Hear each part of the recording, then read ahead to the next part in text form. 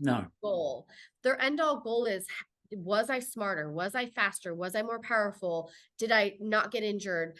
Did I cut the, like every aspect of science actually goes into this little pieces, which I think is the coolest thing. Oh, I totally agree. I mean, it's just incredible to watch sometimes. I mean, you've been there 5 years, so Yep. I mean, in that time, what sort of you would have seen it evolve. The fighters evolve themselves, even their head, like their mental capacity. I mean, obviously the diet will be a massive one, but the psychology around it. I mean, just in 5 years of you being involved, how much has it evolved for you?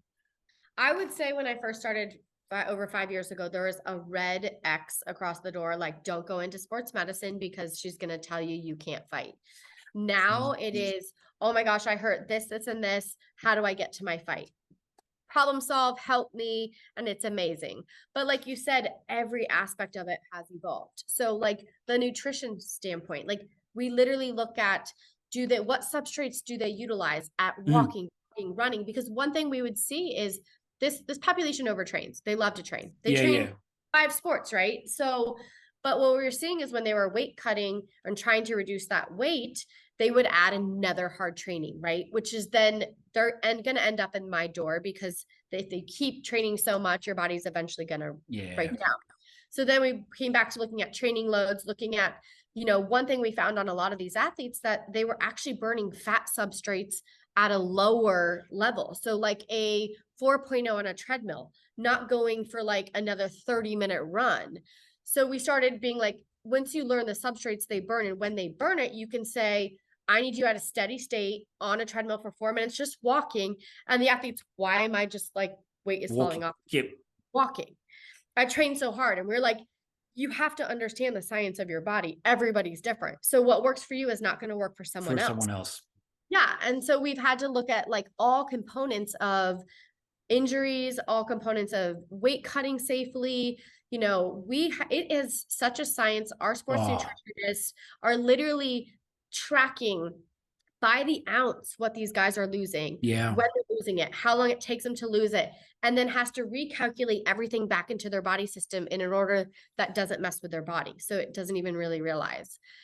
On the same thing, we're working with strength and conditioning to modify all of those and how their training looks, sports science to make sure they're getting recovered, strength and conditioning, sports medicine. Everybody's just constantly integrated, which is something you don't see at many sports organizations. No, you don't. No, you don't.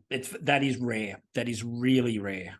Unless you're looking at an EPL club or something like that, where they are just literally a family and they just work. But I mean, in terms of what you guys are doing, because you're not dealing with team athletes, you're dealing with individual athletes that come in with a team, but they are, for all intents and purposes, individual athletes, which are, as you well know, so different to team athletes. Do you know what I mean? It is. And you know what? But I think if people took what we did with an individual athlete and transfer that to a team, I think you would see such good results. Because I agree. Yeah. Even if you had, let's just say, a quarterback for American football, and you treat them all the same, their bodies are so different.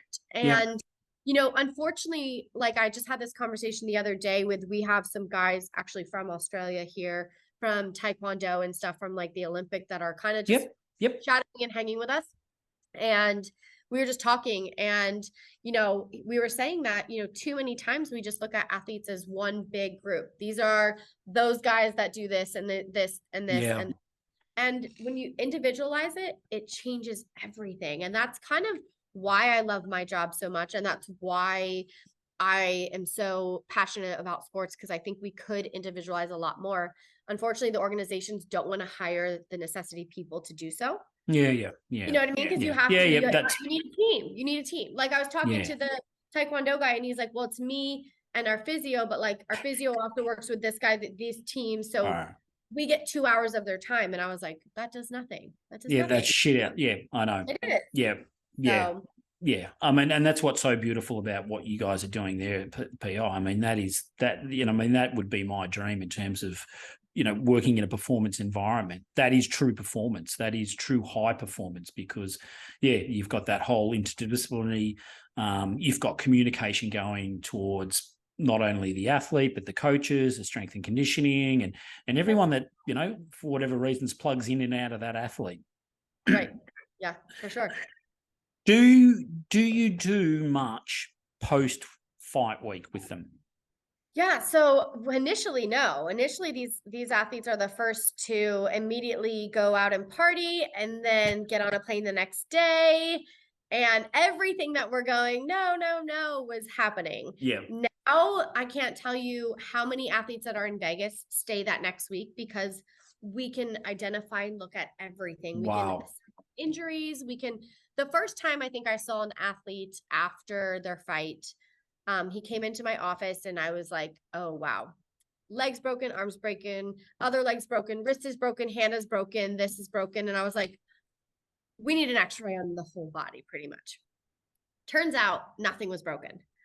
So like I quickly have learned how the body has evolved, and the body is amazing. Like we don't even give credit, because they will go through trauma, but it's just superficial trauma that you can see what tissues do. We immediately will get them like on an underwater treadmill walking. We'll flush out the joints that are swollen and have edema and things like that. And then we immediately start like red laser light, infrared beds, everything like that. And within 3 days, the athlete is like running around doing everything again. And so many coaches now will be like, Heather, and I'm like, it's not broken. They're like, but look at it. I'm like, it's not. I was like, just wait till give me 2 or 3 days and you're